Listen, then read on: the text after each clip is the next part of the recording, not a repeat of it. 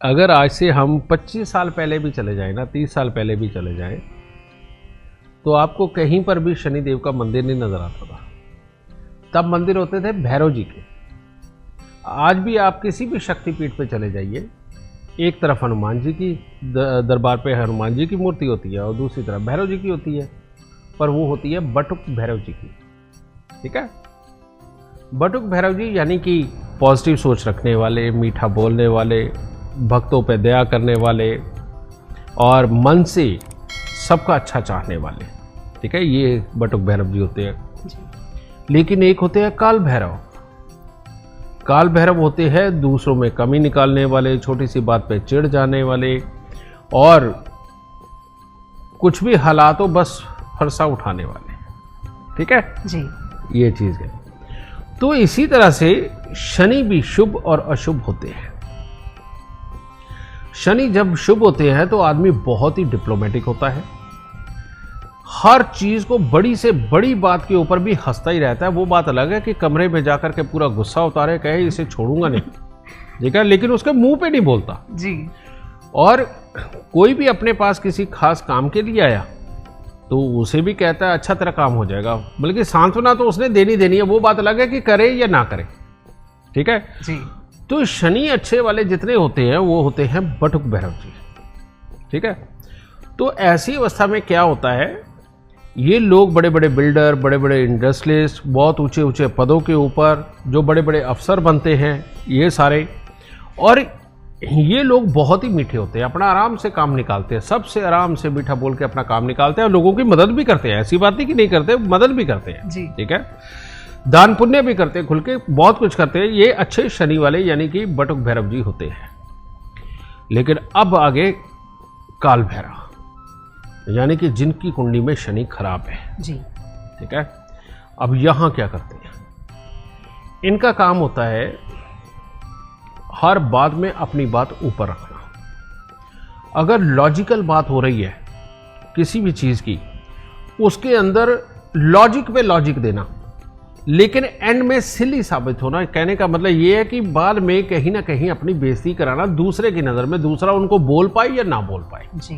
ठीक है, ये बहुत ही ज्यादा समझदार लोग होते हैं। ऐसे लोगों के जाने के बाद लोग कहते हैं शुक्र है गया, बड़ा सर खा रहा था। ठीक है, और फिर इनके अंदर एक कमी होती है बहुत बड़ी, ये पूरी दुनिया को, माँ बाप भाई बहन, अपने सारे रिश्तों का पाठ पढ़ाते हैं ये लोग। लेकिन जब अपनी बारी आती है तो कहते हैं मैं भाई से ये नहीं लेता, मैं भाई से इस बात से सहमत नहीं हूँ, मैं पिता के साथ इस बात से सहमत नहीं, मैं पिता की प्रॉपर्टी नहीं लूँगा, मैं पिता का ये काम नहीं करूँगा, मैं तो अपना कमा के बड़ा बनूँगा। समझ गए। और उसके बाद इनकी प्रॉब्लम होती है कि सारी दुनिया के अंदर लेबर की तरह काम करके आते हैं, लेकिन इनका दिल राजसी होता है, यानी कि जहां इज्जत की बात आती है वहां पर काम को टांग मार के भाग जाते हैं। समझे, जरा सा किसी ने कुछ कह दिया, अच्छा खासा चलता हुआ काम छोड़ के अपने घर आ जाते हैं। समझे। और रिश्तों में देखो तो हर तरफ ये रिश्ता निभाने की दुहाई देते हैं, लेकिन इनकी ना पिता से बनती है, ना अपने भाई से बनती है, ना अपने रिश्तेदारों से ढंग से कोई बन पाती है, लेकिन आने जाने का फर्ज पूरी तरह से निभाते हैं। ठीक है, और जरा सी बात के ऊपर भी किसी के साथ गर्मी हो जाती है, जिसको छोड़ते तो फिर हमेशा के लिए छोड़ के रख देते हैं, वहाँ अपना फ़ायदा नुकसान भी नहीं सोचते। और जब नौकरी छोड़नी हो या काम धंधा छोड़ना हो तो 2 मिनट लगाते हैं, कहते हैं भाड़ में क्या सब कुछ। समझिए, अब ये इतनी बड़ी चीज़ जिसके अंदर ये सारी ज़िंदगी के अंदर यार दोस्त रिश्ता, यार दोस्त रिश्ता काम, यार दोस्त रिश्ता काम, जब इनको छोड़ते ही चले जाएंगे, छोड़ते ही चले जाएंगे, छोड़ते ही चले जाएंगे, तो एक टाइम ऐसा भी आ जाता है कि खाली बार बार बैठने की वजह से किस्मत को कोस रहे होते हैं, और उसके बाद में ये किस्मत को दोष देते हैं कि हम समझदार, हम पढ़े लिखे, हम ये हम वो, हमारे साथ ऐसा क्यों हुआ। समझ गए, कहीं ना कहीं ये अपने दिमाग से ही बुरे होते हैं, जिसको ये बिल्कुल नहीं सोचते। समझ गए। तो अब ये इतने बुरे होते हैं काल भैरव जी। सबसे पहले मैं यहाँ पर उपायों की बात करने लगा हूँ, लेकिन उससे पहले आप सबको एक चीज़ बताना चाहता हूँ कि जो आदमी जितना डिप्लोमेटिक हो, बिल्डर का काम करता हो, बड़ी बड़ी इंडस्ट्री लगाता हो, डिप्लोमेटिक होकर के अफसर बन के अपने सब कुछ ठीक ठाक चलाता हो, इन लोगों को जीवन में कभी भी सरसों का तेल, उड़द साबुत, काला कपड़ा, लोहा दान नहीं करना चाहिए। क्योंकि भेड़ चाल में कोई कुछ भी दान कर देता बेटा, समझे?